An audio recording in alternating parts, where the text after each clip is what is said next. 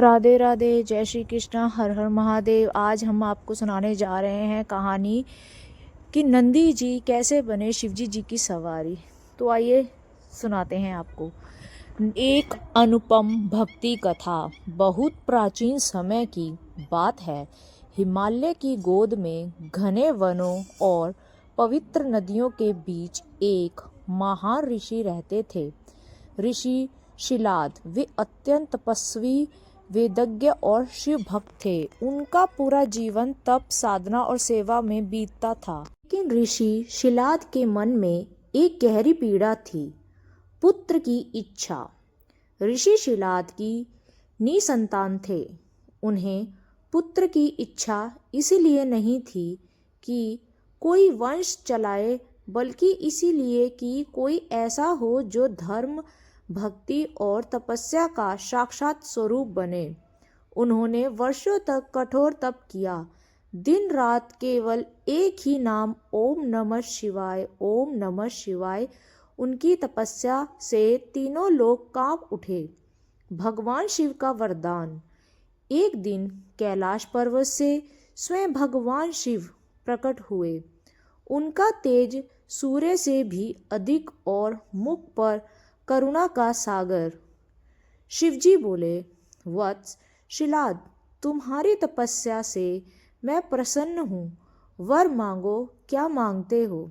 ऋषि शिलाद ने हाथ जोड़कर कहा, प्रभु, मुझे ऐसा पुत्र दीजिए जो अमर हो, धर्मपरायण हो और आपकी भक्ति में लीन रहे। तथास्तु, मेरा अंश स्वयं तुम्हारे पुत्र रूप में जन्म लेगा। और तभी दिव्य प्रकाश के बीच एक सुंदर बालक प्रकट हुआ। उसका नाम पड़ा नंदी। नंदी का बाल्यकाल। नंदी साधारण बालक नहीं थे। बालपन से ही उनके मुख पर शांति, नेत्रों में तेज और हृदय में भक्ति थी। वे गायों की सेवा करते, ऋषियों की आज्ञा मानते और हर समय शिव नाम का जाप करते। ऋषि शिलाद गर्व से कहते, मेरा पुत्र नहीं, यह तो स्वयं धर्म का अवतार है। काल का आगमन। एक दिन यमराज ऋषि शिलाद के आश्रम पहुँचे। ऋषि शिलाद समझ गए समय निकट है। यमराज बोले, ऋषिवर, नंदी का आयुष्य समाप्त हो रहा है।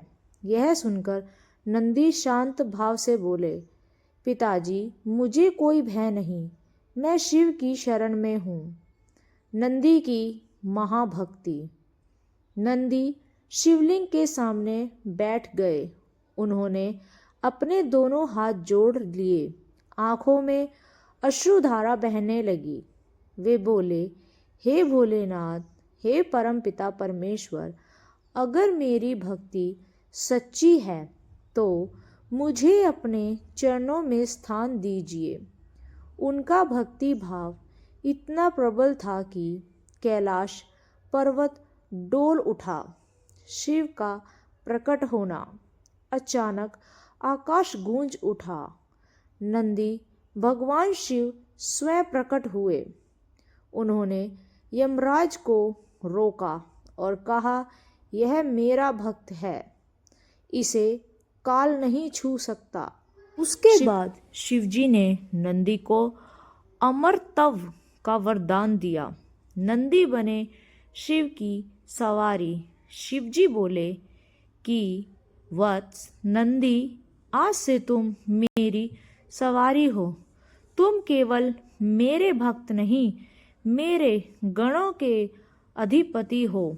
उन्होंने नंदी को दिव्य रूप दिया, एक महान शक्तिशाली पवित्र वृषभ बैल का स्वरूप। शिवजी ने अपना हाथ नंदी के मस्तक पर रखा और कहा कि आज से तुम मेरी सवारी हो, मेरे द्वारपाल हो और मेरे भक्त हो।